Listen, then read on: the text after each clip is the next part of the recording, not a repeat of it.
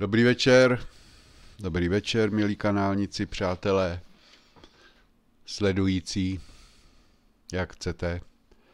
Zdravím vás, co je dneska, teď nevím, pátek nebo sobota, večír, 9:30.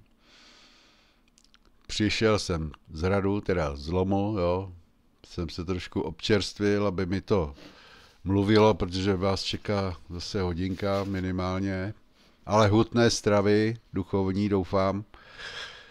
Téma je zajímavý, myslím si, že takhle jsem ho nikde zpracovaný neviděl. Snažil jsem se, Bůh mi pomáhal určitě tentokrát velice zase. Takže půjdeme na to. Tématem je zdroje a principy působení zla na zemi, jo? Nebo v tom stvoření. Já jsem něco málo, nebo dost jsem o tom řekl ve videu o satanovi, to když tak si puste, pokusím se dát do popisku, pokud nezapomenu. Takže svým způsobem to navazuje, protože já jsem tam, myslím, něco sliboval, že to ještě dotáhnu, jo. Takže teď to dotahuju s boží pomocí, přátelé. A zase mám tady tu svoji takovou chudou prezentaci, jo. Snažil jsem se tam i pár vtipků zase dát, aby to nebyla nuda. Děkuju za co? Vlastně za ty komentáře. Dostal jsem i pár příspěvků, moc za ně děkuju. Já nebudu číst jména, abych někoho třeba nekompromitoval. Vím, že jedna paní se tak jako trošku, ne že hněvala, ale nebyla nadšena, když jsem zveřejnil jednou tam její jméno, když mi přispěla. Takže všichni to vědí a moc děkuju. Pomáhá mi to taky, tady vylepšit si trošku standard. A jdeme na to, takže já spustím tohleto prezentaci a pojedeme z kopce. Přátelé, pojedeme z kopce. Věřím tomu. Chce to dávat pozor, jo. Fakticky je to docela náročný, si myslím, jo. Takže jdeme na to. Takže to téma je zdroje a principy působení zla na zemi. Jo, je to v podstatě, řekněme, prorocký výklad z Bible, samozřejmě. A nejdříve vám řeknu, jak to vidím s vámi, kdo sledujete tohle povídání. Přátelé, posluchači, hledači, spolubojovníci. Často nad tím přemýšlím, kdo jste, že se sem stále vracíte, co vás sem vede, co vás drží u těchto docela složitých někdy výkladů a povídání. Došlo mi, že je vás víc typů, jo? Dělím si vás ale tak nějak do dvou skupin, které mi obě dávají smysl a vlastně mi obě leží stejně na srdci. Takže ti bibličtí křesťané, jo? Řekněme věrní a unavení. Tahle skupina, já ji vidím, já ji tak nějak cítím. To jste vy, kdo znáte písmo, kdo vidíte znamení doby, kdo chápete proroctví a mnohdy vás bolí, co vidíte.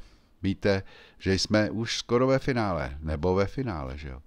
Že šelma vystoupila, že Babylon mluví, že pravda je cenzurovaná, pokora pošlápána a ti, kdo zůstávají věrni Kristu, jsou označováni za fundamentalisty, blázny, extremisty a tak dále. Brzo z nich budou třeba teroristé, že? Vy čtete zjevení Danielovo proroctví Izajáše a vidíte paralely, které křičí. Ale přiznejme si to, mnozí jste, já mluvím i za sebe, unavení. Někdo vás opustil, někdo vás pomluvil, doma vás nechápou, církev se rozpadá nebo usnula, rozmělnila se a přitom chcete zůstat. Ne proto, že by to bylo jednoduché, ale proto, že už není jiná cesta.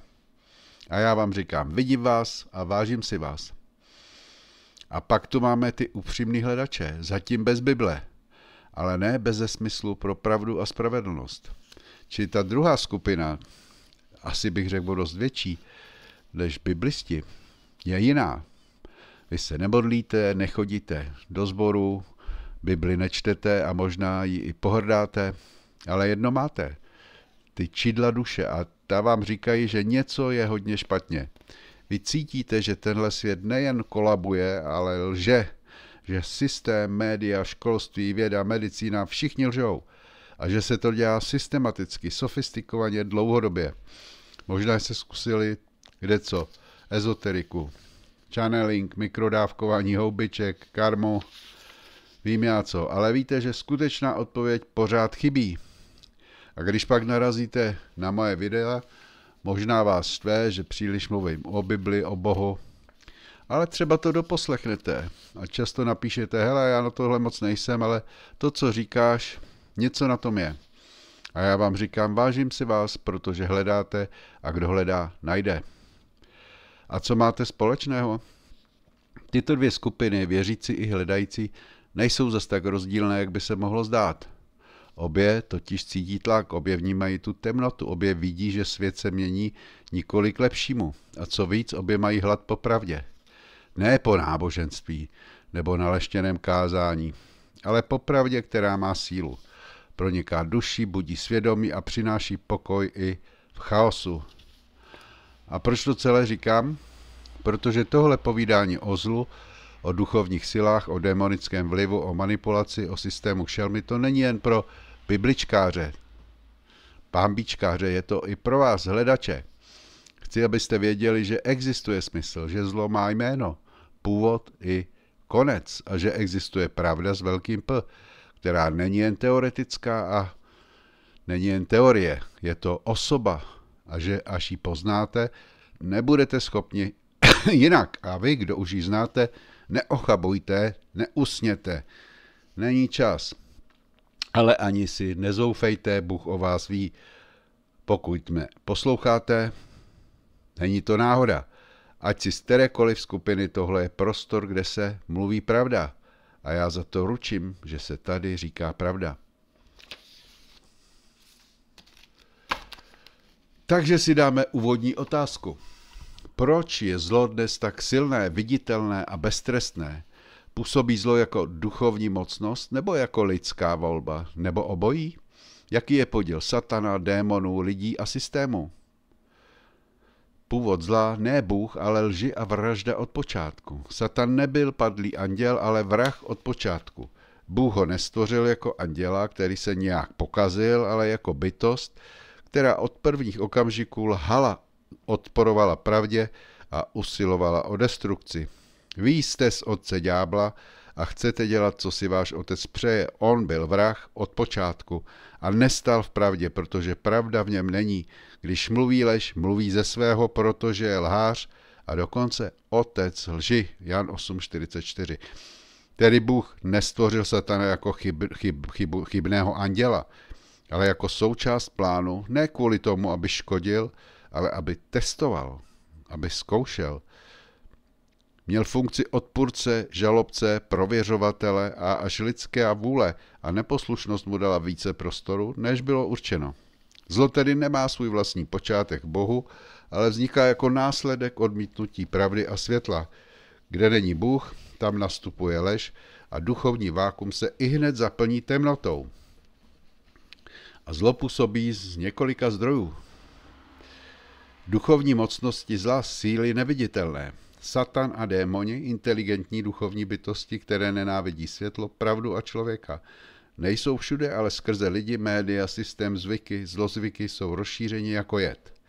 Mají strukturu, například šelma, falešný prorok, duchové nepravosti, systém Babylon. Další zlo, lidská vůle, která se spojí s těmito silami. Každý, kdo neodmítá zlo, ale slouží mu, je jeho nositelem. Lidé nejsou nevinné oběti, jsou spolupachatele, když vědomě ignorují hlas pravdy. Každý, kdo páchá hřích, je z ďábla, protože ďábel hřeší od počátku a proto se zjevil Boží syn, aby zničil skutky ďábla. 1. Janova 3.8. Kde působí duchovní mocnosti? Náš boj není proti tělu a krvi, ale proti vládám, mocnostem, vládcům temnoty tohoto světa a proti duchovním silám zla v nebeských sférách. Efeským 6.12.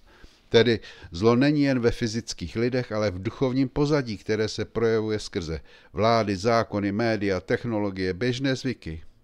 například slavení lži jako svobody. A hlavní principy toho působení zla?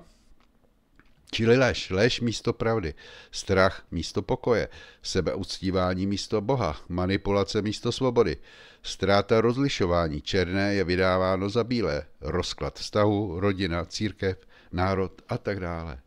A proč zlo vítězí? Protože většina lidí nevěří, že vůbec existuje. Většina lidí se nestaví na stranu pravdy a mlčí. Lidé milují své pohodlí víc než pravdu, jsou duchovně slepí, mnozí tedy otupělí a zmatení. Bůh tohoto světa oslepil mysl nevěřících, aby jim nevzešlo světlo evangelia slávy Kristovi, jenž je obrazem Božím. 2. Korinským 4.4. Zlo roste, když se neklade odpor. A existuje nějaké vyústění? Ano. Bible mluví jasně, Bůh dopustí, aby mocnosti zla dočasně ovládly svět, ale jejich čas je omezený a předem daný. Ti, kdo zůstali věrni, budou chráněni i uprostřed chaosu. Zvítězili nad ním díky krvi beránka a díky slovu svého svědectví. Nemilovali svůj život až k smrti. Zjevení 12.11. Vina člověka, nesváděj všechno na démony. Lidé nejsou bez viny. Zlo by nemělo moc, kdyby lidé byli věrní pravdě. Dnešní svět je výsledkem masového spojení lidské pýchy s duchovním odporem vůči Bohu. A protože odmítli milovat pravdu, aby byli zachráněni, Bůh je vydal do bludu, aby uvěřili lži. Tesalonickým 2.10.11. A co s tím? Pravda, otevřenost Bohu, zdroj ducha. Podejte se tedy Bohu, vzepřete se ďáblu a uteče od vás. Jakub 4.7. To nejde zase. Ať je světlem tvého slova moje noha, aby neuklouzla. Žálm 119.105. Tedy zlo na světě je důsledkem duchovní války, lidské vlažnosti a odmítnutí pravdy. Démoni působí ve strukturách, lidech i atmosféře, ale konečné vítězství není jejich. Ten, který je ve vás, je větší než ten, který je ve světě. 1. Janova 4.4. Takže to jsem udělal takovou osnovičku, jo. A podle té plus minus půjdeme do určitých podrobností i detailů, abychom si to vysvětlili. Čili zlo nevzniklo v Bohu, ale v odporu vůči pravdě a přesto Bůh vědomě stvořil odpůrce a určil mu hranice. Proč je to důležité? Dnes to vypadá, že zlo vítězí na všech frontách. Lež triumfuje nad pravdou, manipulace nad svobodou, agresivní bezbožnost nad tichou vírou. Mnozí se ptají, proč Bůh něco takového dopustil? Kde se to zlo vůbec vzalo? Tato otázka není akademická, je existenciální. Její odpověď určuje, jestli věříme ve smysl dějin nebo v chaos bez cíle. Satan, vrah a lhář od počátku nepadlý anděl. Zapomeňme na tradiční představu, že Satan byl krásný anděl, který se zkazil. Takový výklad není biblický. Ježíš sám říká, že Satan byl od samého počátku vrah a lhář, tedy od začátku svého projeveného bytí. Jo? A ještě jednou, vy jste z otce ďábla a chcete dělat, co si váš otec přeje. On byl vrah od počátku a nestál v pravdě, protože pravda v něm není. Když mluví lež, mluví ze svého, proto že je lhář a otec lži. Tato slova nejsou žádnou alegorií. Ježíš označuje vrah od počátku, nikoliv od pádu, ale od začátku své činnosti nestál v pravdě, nikdy v ní nestál. Otec lži, původce každé manipulace, nejen obětí. Satan nevypadl z nebe jako omyl, ale jako nutná opozice vůči světlu, která odhaluje pravdu věrných. Bůh ho skutečně stvořil, ale ne jako chybu. Abychom byli čestní, musíme říci nahlas. Bůh stvořil Satana. Ne náhodou, ne jako omyl, ale jako bytost, která bude odporovat pravdě. A proč?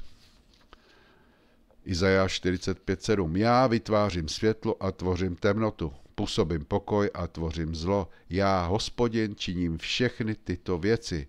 Hebrejský rad, tedy zlo, pohroma, soužení. A Izajáš 54.16. Hle, já stvořil kováře, který rozdmíchává oheň uhlí a vyrábí zbraň podle svého díla. A také jsem stvořil zhoubce, který ničí. Tady nám to Bůh přiznává. Toto svědectví ukazuje, že Bůh nejen dovolil existenci opozice, ale ji přímo ustanovil. Stvořil zhoubce, který ničí. Ne jako soupeře, ale jako nástroj. Zlo tedy nevzniklo mimo Boha, ani proti jeho vůli Bůh určil hranice jeho působení. Zlo jako vědomý odpor vůči pravdě. A dále čtěme, kdo páchá hřích je z ďábla, protože ďábel hřeší od počátku. Znova to tady máme. A proto se zjevil Boží syn, aby zničil skutky ďábla. 1. Janova 3.8. Satan nebyl padlý nejkrásnější cherub, co zpívá čtyřhlasně, ale vědomý odpůrce. Doporučuji zhlédnout video o Satanu na mém kanále. Každý, kdo vědomě koná proti pravdě, má účast na jeho duchu. Kristus nepřišel jen zachránit člověka, ale zničit samotné principy zla. Zlo jako nutná kulisa svobody.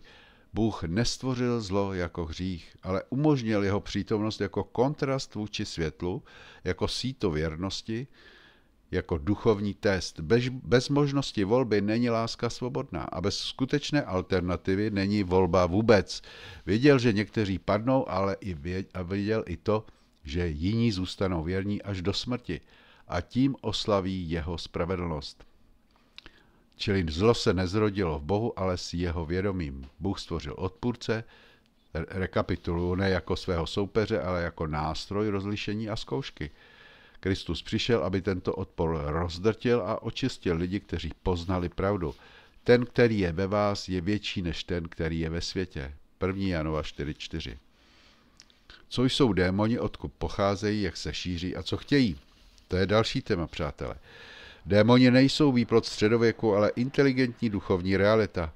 Bible mluví o démonech, řecky daimonia, jako o nečistých, zlých, neviditelných bytostech, které mají schopnost ovlivňovat mysl, emoce i tělo člověka. Nejsou to energie nebo psychické jevy, jsou to osobnosti bez těla. Kristus je vystavoval, vyháněl, zakazoval jim mluvit. Ne jako symbol, ale jako reálně působící zlo. A přečteme si Lukáše 9.38-39. Tu přišel jeden člověk z davu a zvolal: Mistře, prosím tě, pohleď na mého syna, je to mé jediné dítě. Hle, zachvacuje ho duch a on křičí, zmítá jim, až má pěnu u úst a stěží od něho odchází, když ho stírá. Lukáš 9.38. Démon je tedy bytost bez těla, hledající nádobu člověka, skupinu, prostor. Inteligentní, ví, co dělá. Cílený, nejedná náhodně, ale útočí na zranitelné body. A odkud se berou? Bible naznačuje více vrstev. Tak například padlí anděle nejsou totéž co démoni, ti byli spoutáni, 2. Petr 2.4, zatímco démoni působí volně a Ježíš s nimi jednal veřejně. Další možný původ duchové obrů, potomků božích synů a lidských žen z Genesis 6, jejich těla zemřela při potopě, ale jejich duchové zůstaly. Přečteme si Genesis 6.4. Za oněch dnů byli na zemi obři a také potom, když boží synové vcházeli k lidským dcerám. Tito jsou hrdinové dávnověku muži proslulí. V mimobiblické tradici, například kniha Enoch, v knize Enochově, jsou démoni popisováni jako duchové nebesko-živočišných bastardů, kteří bloudí po zemi a hledají těla, skrze která by mohli konat. Ale nevíme, zda to tak je přesně. Jo. A jak se šíří? Především skrze otevřené dveře. Okultismus, kyvadla, vyvolávání, horoskopy, tarot, drogy, alkohol, extrémní trauma, nevědomá souhlasná slova. Klidně, ať si mě vezme čert. Jo. Takový to zahrávání si s ohněm. No.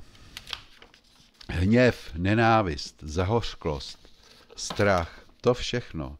Démony nepřitahuje hřích jako chyba, ale hřích jako postoj.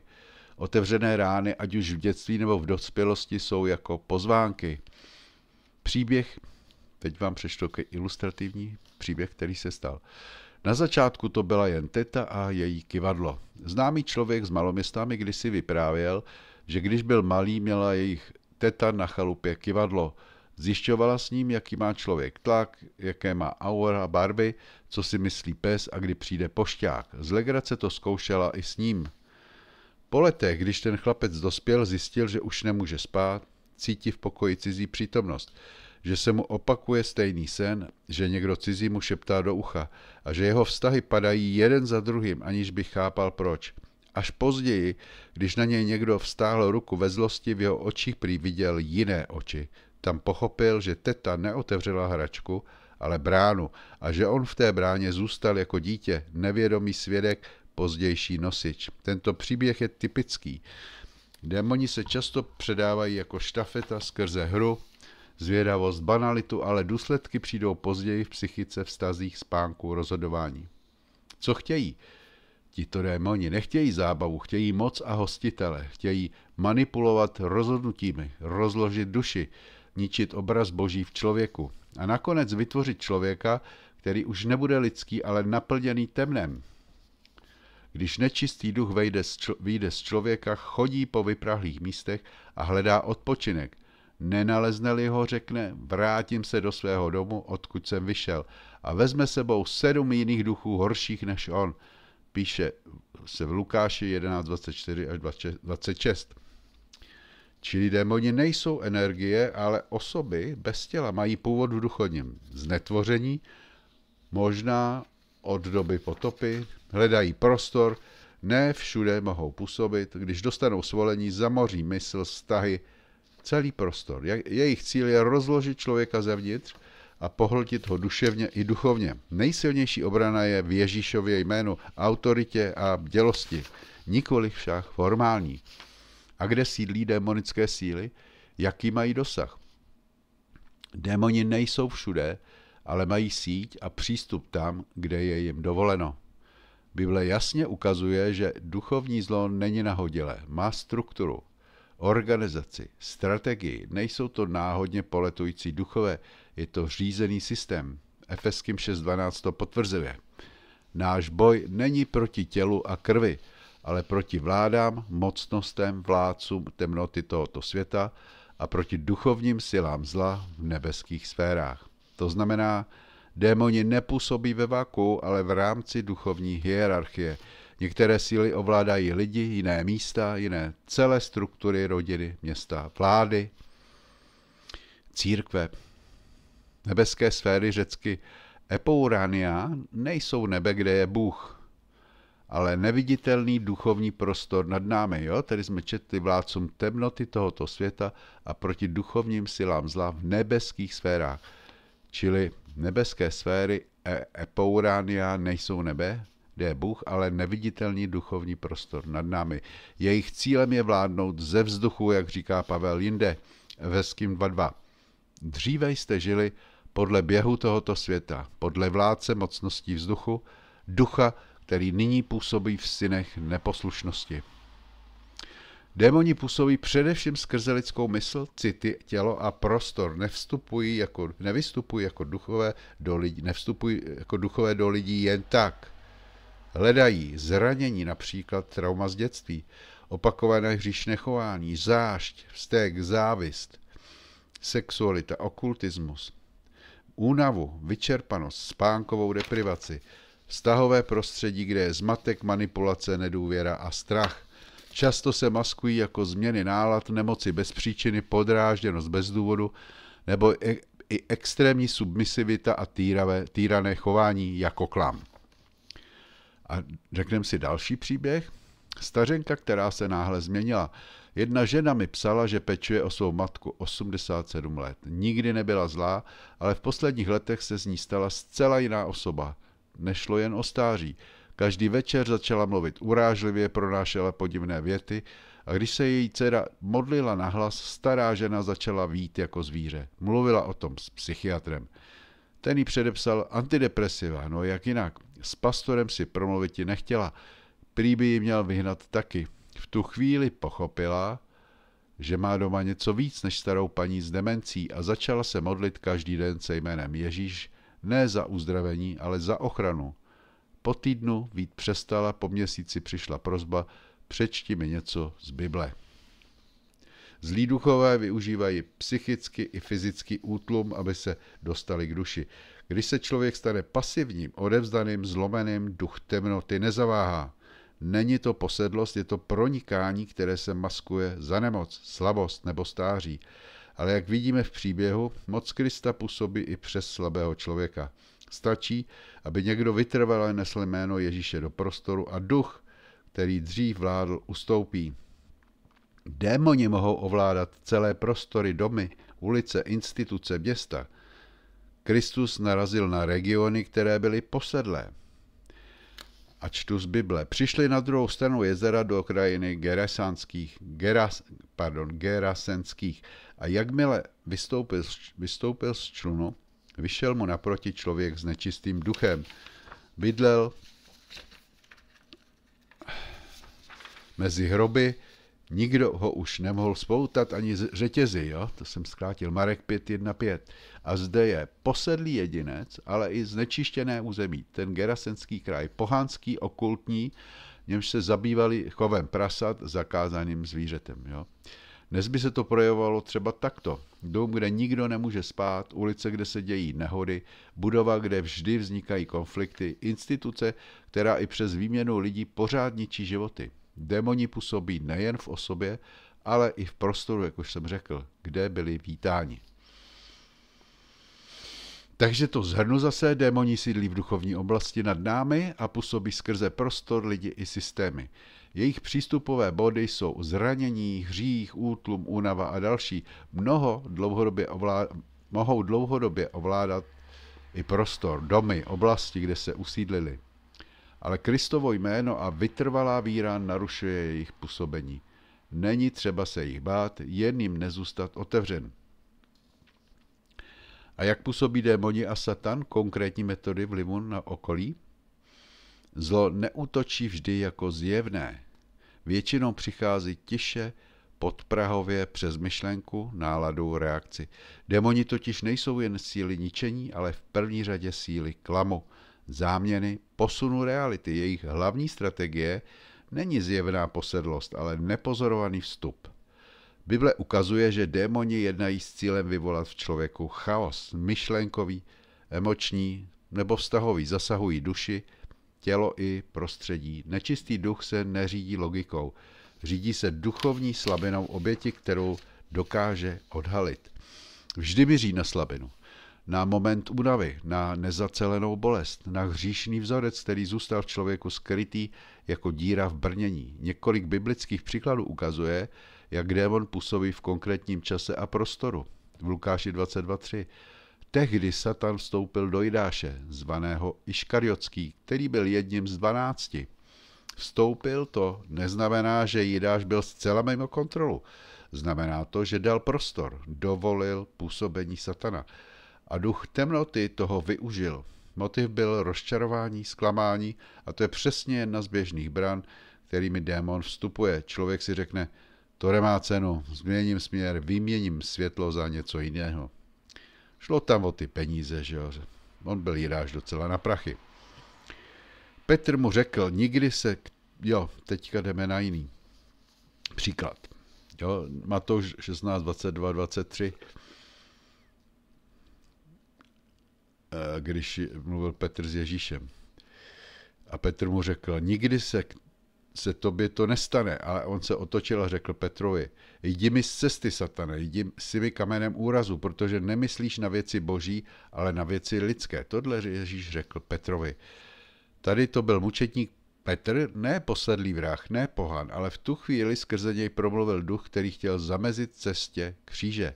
A Ježíš nerozlišuje mezi Petrem a duchem, který v něm mluví, obrací se přímo ke zdroji. Jo? Tady říká, jdi mi z cesty, Satane, a říká to vlastně Petrovi Ježíš. Jo? A to je velmi důležité. Zlí duchové se nezjevují jen v očividném zlu. Někdy přicházejí skrze dobře míněnou radost, skrze soucit, skrze klam o lepší cestě. Jejich hlavní nástroj není děs, ale přesvědčivost. Ovlivňují myšlenky, výběr slov a gesta. Právě proto je většina lidí vůbec nerozpozná. Démoni mohou také vyvolat dlouhodobé poruchy psychiky, jako je neklid, podrážděnost, impulzivita, výbuchy nebo sevřenost, naopak úzkost. Vždy však ve vzorci, který se opakuje a nedá se racionálně vysvětlit. Zvláštní oblastí je působení démonu skrze moc slova a veřejnou autoritu. Skrze moc, slova a třeba veřejnou autoritu. Příběh, který nyní uvedu, je silný právě v tom, že se odehrál v kontextu racionality, moci, respektu a přesto se v něm zablesklo něco jiného. politik, kterému najednou svítily oči. Jednou jsem byl na akci, kde se řešila ekonomická situace, strategie města. Mluvil tam jeden známý politik. Jeho řeč byla uhlazená, ale prázdná. Pak přešel na téma kontroly lidí a bezpečnostních opatření a v tu chvíli se jeho tvář změnila. Říkal věci, které byly vyloženě totalitní a říkal je s úsměvem. A co víc, v očích měl zvláštní světlo, nezdravé, studené, jako by mluvil někdo jiný. A v místnosti se náhle změnila atmosféra. Po skončení to nikdo nekomentoval, ale pár lidí mi řeklo, že se něco stalo. A mně došlo, to nebyla jen řeč, to byl projev duchovní moci, přítomnosti, která si skrze něj řekla o pozornost. Tohle není fikce. Kdo je duchovně citlivý, rozpozná podobné momenty i jinde. V projevech politiků, moderátorů, reklamách, i v některých knihách nebo písních. Slova se mění na nástroj. Hlas se stává nosičem. Člověk se stává průtokovým médiem a duch v pozadí říká, teď jsem na řadě já. Takže teď to zase shrneme, jak působí démoni skrze konkrétní myšlenku, které nenápadně zasahují v naší vůli nebo myšlenky, skrze atmosféru, náhlý útlak, únava, neklid v místnosti, skrze řeč, jazyk, tón, struktura vět, skrze manipulaci, přetvářku a duchovní nátlak, skrze sílu moci, jakmile se člověk dostane do autority, duch temnoty chce být slyšen jeho ústy. Někdy to přijde jako náhlý stín, jindy jako dlouhodobý úpadek. Vždy však s cílem rozbít pravdu, rozložit svobodu a přesměrovat lidské srdce od Krista k čemukoliv jinému. A 1. Timotejovi 4.1. Duch výslovně říká, že v posledních dobách někteří odpadnou od víry a budou se držet bludných duchů a učení démonů. Takže je to tady jasně zmíněno. Tato slova se naplňují, ne kdesi v okultních sklepech, ale v kultuře, školách, televizních studiích, různých podcastech a tak dále. A člověk, který nemá rozlišování, je jako houbovitá zem, všechno nasákne. Démonické působení je konkrétní, strategické a duchovně cílené. Ne každý problém je démon, ale démoni se rádi usadí v každém problému, kde není Kristus pozván jako pán. A teďka vám přečtu takový 2 příběhy, který to ilustrují. Jo? Takže znáte Kanye West, nebo Kanye West, Kanye, počkej, jak se Kanye, nebo takový Kanye West, nebo já to čtu. Člověk mezi trůnem slávy a temnotou duše. Byl zbožňovaný, prodával miliony desek, ovládal svět módy, hudby i sociálních sítí. Kanye West, jméno, které se stalo značkou, hlasem doby, kulturním fenoménem. Ale za tím leskem se skrýval muž, kterého nikdo neviděl a možná už ani on sám. V rozhovoru s Davidem Lettermanem Kanye West otevřeně přiznal, měl jsem dům, manželku, děti a přesto jsem se ocitl ve chvíli, kdy jsem si přál být mrtvý. Byl jsem závislý na percocetu, to je asi nějaká droga, a ani jsem si to neuvědomoval. V roce 2018 mu byla diagnostikována bipolární porucha, ale ta jen pojmenovala vnější projev něčeho mnohem hlubšího. Vnitřní rozklad, kterému Kanye sám říkal duchovní boj. Veřejně začal mluvit o Bohu, natočil gospelové album. Jeho Sunday service přitáhli tisíce lidí. Na chvíli se zdálo, že z temnoty se vynořil nový člověk. Modlil se, zpíval chvály, citoval evangelium. Ale démoni neodcházejí jen proto, že člověk jednou zvedne ruce k nebi. V zákulisí Kanye začal být opět pohlcován mocí, chaosem, pýchou, nechal si implantovat extrémně drahé titanové zuby za $850,000, vypadával z reality, choval se velmi excentricky, zmatečně, mluvil o tom, že se necítí jako člověk. Pastor Craig Lewis, muž, který roky sleduje duchovní vlivy v hudbě, otevřeně řekl, Kanye se znovu vystavil démonickým silám. Jeho hudba je rituál, je to hladová brána, kterou přichází duchovní zmatek a posedlost, znečišťuje duši. A bylo to vidět. Z člověka který volal po Kristu, se stal zmatený prorok vlastní velikosti, oscilující mezi mesiářským komplexem a duchovní prázdnotou. Ale co je nejděsivější? Ne to, že Kaně padl, ale že miliony lidí ho následují.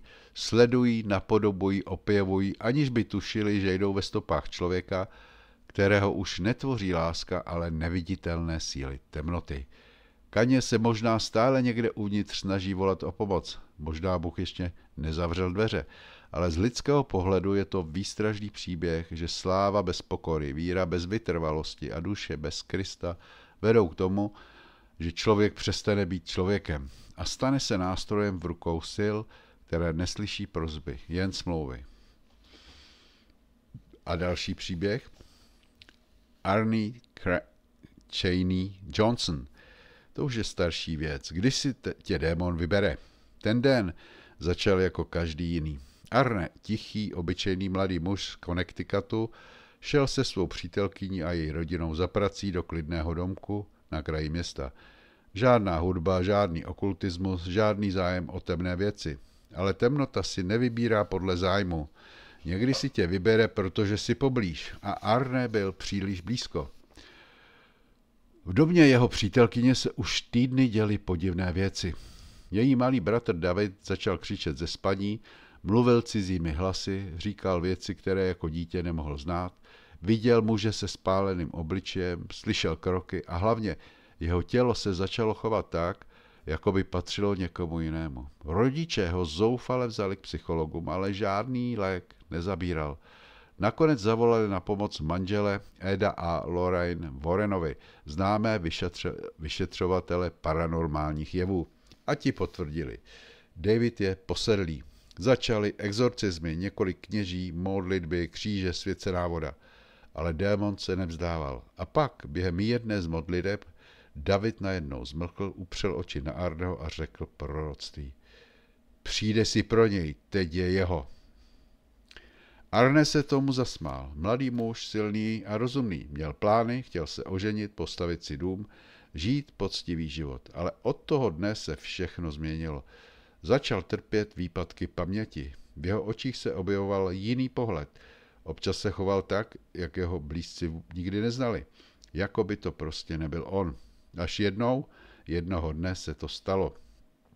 Během pracovního dne došlo ke slovní rozepři mezi Arnem a jeho známým, majitelem nemovitosti. Nikdo to nebral vážně, takový obyčejný konflikt. Ale pak Arne najednou stuhl, jeho pohled se změnil, chytil nůž, který měl po ruce, a v několika vteřinách napadl muže, bodl ho opakovaně a zabil ho. Okamžitě po činu Arne odešel, neutíkal, byl klidný, ale v očích měl prázdno. Při zatčení nekladl odpor, jen pronesl větu, která šokovala i otrlé policisty. Neudělal jsem to já, donutil mě k tomu někdo jiný. Jeho právníci se pokusili o něco, co do té doby v americkém právu nikdy nezaznělo. Obhajobu posedlosti démonem. Tvrdili, že čin nespáchal Arne jako svobodná lidská bytost, ale někdo, kdo převzal kontrolu. Při soudním líčení vypovídali Warrenovi, že démon opustil tělo mladého Davida a vstoupil do Arneho právě při tom exorcismu. Ale soud tento argument zamítl. Právo nezná satana jako spolupachatele. Arne byl odsouzen na 10 až 20 let, odseděl si 5. Ale tady ten příběh nekončí. Po propuštění Arne začal žít znovu. Nepůsobil jako někdo, kdo by chtěl zaujmout bulvár nebo těžit z hrůzy, kterou prožil. Mlčel víc, než mluvil. Nechtěl z toho udělat značku, podcast ani dokument. Prostě se vrátil k dívce, kterou miloval. Debbie, která ho neopustila ani ve vězení, ani ve zlých snech. Přistěhovali se, našli si tiché místo. A on se snažil znovu naučit být člověkem bez temného stínu. Za zády. Ale v těch vzácných chvílích, kdy mluvil otevřeně, řekl pár vět, které stojí za to. Když tě něco zlého sleduje, nemůžeš se bránit jako v běžném světě. Modlitba ke Kristu je jediná obrana. A pokud se člověk uzavře v pravdě, ta temnota si ho vždycky najde. A proč to řekl? Protože už věděl, jak zlo přichází. Ne jako výbuch, ne jako peklo z plamenů, ale jako tichý nádech za zády, jako zamlžená myšlenka, která není tvoje, ale zní jako ty. jako šepot, který nepoznáš, dokud tě nepřesvědčí, že je součástí tebe. Arne poznal, že nejsme pevností bez brány. Každý z nás má dveře a otázka zní, jestli jsou zamčeny pravdou nebo otevřeny pýchou, strachem, zlobou, bolestí nebo nějakými vzpomínkami. Když mluvil o modlitbě, nemyslel tím fráze, nemyslel Otče náš říkaný ve spěchu. Měl na mysli modlitbu jako most, jako jedinou linku ke světlu, ke Kristu, když se všechno ostatní rozpadne. A proč mluvil o pravdě? Protože to byl právě okamžik, kdy nečelil pravdě, kdy se uzavřel, kdy uvěřil lži, že to všechno zvládne sám, a tehdy si ho temnota našla, ne jako trest, ale jako důsledek odloučení. Bůh neodešel, Arne se odklonil. A v prostoru mezi světlem a pravdou vždy čeká někdo, kdo to místo zaplní. Zlo nevítězí řevem, ale mlčením těch, kteří už se nemodlí. A tak, když Arne řekl tyto slova, nebyla to moudrost učence, byla to zpověď přeživšího. Byl to hlas člověka, který prošel temnou řekou, ztratil se a byl vytažen, jen aby varoval ostatní. Jeho pohled, když to říkal, byl klidný. A oči měl jiné, jako někdo, kdo už ví, co to znamená být něčím nástrojem, a přesto přežil. A to je největší svědectví. Ne, že byl dokonalý, ale že pochopil. A pokud to pochopíme i my, možná temnota ustoupí. Další část, démoni v systému, v náboženství v Babylonu. Zlo neútočí jen na jednotlivce. Skutečná strategie ducha šelmy je systémová.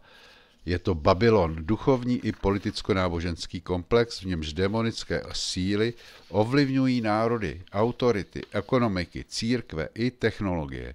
Už dávno se nejedná o posedlého člověka v koutě. Dnes je posedlý celý svět, který pohlíží na pravdu s nenávistí a na lež jako na normu. To není nadsázka. Je to doslovné proroctví, které dnes žijeme. Ona je příbytkem démonů, doupětem každého nečistého ducha, doupětem každého nečistého ptáka a doupětem každého nečistého a nenáviděného zvířete. Zjevení 18.2. Když padl Babylon, anděl nezvolal, šlo o zlé lidi. On zvolal, že to byl příbytek démonů. Duchovní vlivy, myšlenky, klamy, lži, svody, falešné víry, touhy a strachy. To vše není jen psychologický nebo kulturní jev. To je duchovní invaze. A dnešní Babylon už nesídlí v Mezopotámii. Dnešní Babylon je digitální, globální, rozprostřený. Je to systém myšlení a uctívání, kdy se lidská autonomie stala novým bohem. A v 1. Janovi 5.19 je psáno: svět leží v moci toho zlého. Tento verš je krutě jednoduchý. Neříká, že zlý má vliv. Říká, že moc je jeho. Jak? Přes strach, přes peníze, přes touhu po pohodlí, přes klamnou víru. A ano, i přes organizované náboženství. Kristus nepřišel zakládat systém, přišel zničit skutky ďábla. Ale hned od počátku, od dob Nikolajců, Zjevení 2.15, začali lidé strukturovat církev podle římského modelu. Hierarchie, kontrola, moc, vliv. A duch šelmy vstoupil do svatyně. A v Zjevení 18.4 a slyšel jsem jiný hlas z nebe, který říkal: vyjděte z ní, můj lidé, abyste se nepodíleli na jejich hříších a nedostali z jejich ran. To je výzva ne ke změně adresy, ale k výzva k duchovnímu exodu. Babylon není jen Vatikán. Babylon je vše, co spirituálně zneužívá jméno Boží, co uctívá tradice víc než Krista, co klame davy v hávu zbožnosti, ale je mrtvé uvnitř. Mají vnější zdání zbožnosti, ale její moc popírají, píše 2. Timoteovi 3.5. Zde vstupují démoni ne do lidí, ale do struktur, do radikálních ideologií, do vzdělávacích programů, do kultury, do showbizu, do umění, do teologie, do takzvaného probouzeného světa, který dnes probuzení není. Do takzvaného probuzeného světa, který dnes probuzen není, ale je hluboce uspán lží. A jak démoni pracují skrze systém? Takže vymění pravdu za přijatelnou lež, vymění realitu za narrativ, vymění evangelium za morální kód, vymění pokání za terapii Vymění Ježíše za systém pozitivního myšlení a přitom to všechno zabalí doslova Bůh. Takto vzniká nový Babylon a démoni netančí po stropě. Sedí v komisích, podepisují zákony, vedou agendy, píší učebnice a v sobotu jdou do kostela. Kdo to nevidí, je slepý. Kdo to vidí a mlčí, je spoluviník. Démoni nemají pas ani občanku, ale mají vliv, protože každý člověk, který nemá v sobě Krista, je schránkou a Babylon je plný schránek. Když Ježíš čelil démonům, neřval na ně, odhalil je. A to je naše role. Neřvat, nepanikařit, ale odhalovat. Světlo vždy odhalí tmu a duch Krista nikdy nezůstane pasivní, když se jeho jméno zneužívá. A teďka další část, osobní dveře, jak zlo vstupuje do našeho života a jak je zavřít navždy. Zatímco démoni působí globálně skrze Babylon a systém, jejich největší moc je v přístupu k jednotlivému srdci. Neútočí totiž nejprve zhora, ale zevnitř, skrze otevřené dveře, které často ani nevnímáme jako otevřené. Ježíš to řekl naprosto jasně. Oko je lampou těla. Je-li tvé oko čisté, celé tvé tělo bude zářit. Je-li však tvé oko špatné, celé tvé tělo bude ve tmě. A jestliže je tma to, co v tobě mělo být světlem, jak velká bude ta tma? Matouš 6, 22, 23. Oko, sluch, myšlenka, touha, emoce, paměť, vztah, každý z těchto kanálů může být vstupním bodem. A právě skrze ně, někdy velmi nenápadně, začíná duchovní infiltrace. A dveře zranění? Zlo často nevstoupí silou, ale skulinou bolesti, utrpení, odhození, křivdy, ponížení, traumatu. To jsou příležitosti pro lež, aby se zabydlela. A Efeským 4.27 nám píše, nedávejte místo ďáblu. Když bolest není přenesena Kristu, ale zůstane neproměněna, neschopná odpustit, může se stát hnízdem démonického působení. Někdy přímého, jindy jen myšlenkového, ale výsledek je tentýž. Temnota místo světla.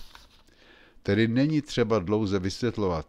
Hřích není přestupek v morálním řádu, hřích je otevření brány duchu smrti. Každý trvalý hřích, který nevnímáme, nevyznáváme, nelitujeme a neodpouštíme, se stává pozvánkou. Kdo páchá hřích, je z ďábla, protože ďábel hřeší od počátku. Právě proto se zjevil Boží syn, aby zničil skutky ďábla. 1. Janova 3.8. Kristus ničí skutky ďábla, ale jen tam, kde mu je to dovoleno. Kde mu je dovoleno vstoupit.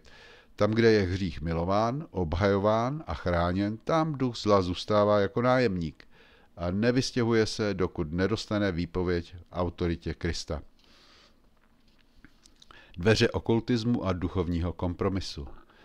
Tady se satanovi daří nejlépe v moderním světě. Horoskopy, kyvadla, rituály, spiritismus, vizualizace, New Age, reiki, numerologie, šamanismus, channeling, yoga, tarot, zážitky mimo tělo, ezoterika, pozitivní vibrace a to všechno nejsou duchovní hry.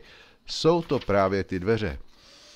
Nepotřebujete se učit od nikoho, neboť jeho pomazání vás učí o všem. 1. Janova 2.27. Dohledá jiného učitele, jinou moudrost, jiný hled než ten, který dává duch Kristův, ten pije z cizí studny a kontaminované. A voda, kterou nabízí okultismus, vypadá čistě, i když je jedovatá. A dveře kompromisního uctívání.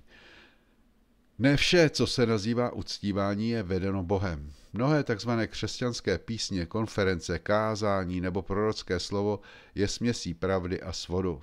A to je ještě horší než čistá lež, protože pravdivé tóny zakrývají manipulaci. Přijdou ke mně v ten den a řeknou, pane, co pak jsme ve tvém jménu neprorokovali? A já jim tehdy řeknu, nikdy jsem vás neznal, odejděte ode mne. Tohle říká Ježíš Matouši 7, 22, 23. To jsou slova proti těm, kdo hráli divadlo zbožnosti. Uctívali svými ústy, ale jejich srdce nebylo čisté. A démoni se usmívají, protože jim nestačí zničit nevěřící. Chtějí zničit i církev zevnitř. A jak tyto dveře zavřít? Vyznáním. Jestliže vyznáváme své hříchy, je věrný a spravedlivý, odpustí nám hříchy a očistí nás od každé nepravosti. 1. Janova 1.9. Zřeknutím se temnoty. Jmenovitě, konkrétně nahlas přerušit smlouvy, rituály, vzpomínky, předměty, myšlenkové vzorce. Vyhráním ve jménu Krista. Ne v naší síle, ale v autoritě krále králů a pána pánů. Naplněním Duchem Svatým. Nebuďte opilí vínem, v němž je prostopášnost. Nýbrž naplňujte se duchem. Efeským 5.18. A samozřejmě trvalým odporem. Podřiďte se tedy Bohu, vzepřete se ďáblu a uteče od vás. Už jsem četl Jakub 4.7. Zlo má klíče jen k těm dveřím, které jsme mu dali, ale v Kristu je moc všechny dveře uzamknout a opečetit nebo zapečetit. A závěrečná část. Zlo nevítězí, jen křičí z věží Babylonu. Zlo vypadá silné. Zlo má totiž mikrofon, zlo má kamery, billboardy, algoritmy, učební plány, katedrály, ale zlo nemá budoucnost. A právě to ho žene k šílenství. Když zlo ví, že mu zbývá málo času, stává se hlučným, bezohledným a zoufalým. Ve Zjevení 12.12. Běda zemi a moři, protože k vám sestoupil ďábel plný zlosti a ví, že má málo času. Jo? Tohle je psáno ve Zjevení 12. To není pohádka, to je duchovní diagnoza reality, ve které žijeme. Proto se duch šelmy snaží rozprostřít na všech úrovních, od školky po senát, od korporací po zpovědnice. Ale důvod je vždy stejný. Zastrašit, zlomit, obelhat, odvést od pravdy. A přesto pravda stojí. Kristus byl, je a bude neohrozitelný, nemanipulovatelný, nemodernizovatelný. Je alfa i omega, počátek i konec. Jan 1.5. A světlo svítí ve tmě a tma je nepohltila. Zlo nemá poslední slovo, nikdy ho nemělo. Když Satan vlezl do Jidáše, myslel si, že zvítězí, ale v tu chvíli podepsal svůj rozsudek. Když pronásleduje tvůj dům, tvou mysl, tvou matku, tvé děti, myslí si, že tě má. Ale právě v té tmě se rodí moc Kristovy přítomnosti. Proto tě volám nejen k informacím, ale k postoji. Postav se, zavři dveře, které byly otevřeny, vyjdi z Babylona ve svém srdci, ve své mysli, ve svých vztazích, mluv pravdu, odmítni mlčení, volej jeho jméno, nejednou, ale stále. A i když v domě slyšíš šoupání, i když démoni šlapou ve tvé chodbě, i když tma chce narušit tvůj spánek, modli se jako Arne. Modlitba je jediná obrana a pokud se člověk uzavře pravdě, ta temnota ho najde. Ale ty nejsi z těch, kdo se uzavírají. Ty jsi z těch, kteří hledají, kteří volají, kteří nesou světlo, byť jen v ruce, ale ta ruka ho nese pevně. A to stačí. Kristus nepřijde zpět do triumfálního systému. Kristus přijde k těm, kdo zůstali věrní, i když celý Babylon se směje. A zlo? To bude zničeno dechem jeho úst, protože 2. Tesalonickým 2.8. Ten zlý bude zjeven, ale Pán Ježíš ho zabije dechem svých úst a zničí zjevením svého příchodu. A to bude stačit. A to je konec zla. A tvůj příběh v něm může být hlasem, ne obětí, ne pozorovatelem. Hlasem, svědectvím, světlem. Tak tedy jdi a mluv. Takže, přátelé, máme to z krku. Čet se možná trošku rychleji, se mi zdá, ale nevadí. Můžete si to na YouTube zpomalit. Jo? Ale snažil jsem se artikulovat, no, bylo toho několik. Doprčit. Tady není čas. 55 minut, tak to docela. To byste mohli zkousnout. Je to docela náročný téma. Tak já doufám, že vás osloví. Šiřte to, pokud to bude zajímavý, tak to šiřte. Ať si lidi o tom zlu něco přečtou, nebo teda poslechnou. Málo kdo to takhle vidí. Ale já si myslím, že zase je to pravda. Je to prostě z Bible. Teď jsem to dobrý, takhle bouchnu. Nic, ta kamera se chvěje. Tak vám teda to plný kecky toho čtení dneska, přátelé, nějak mi není dobře úplně.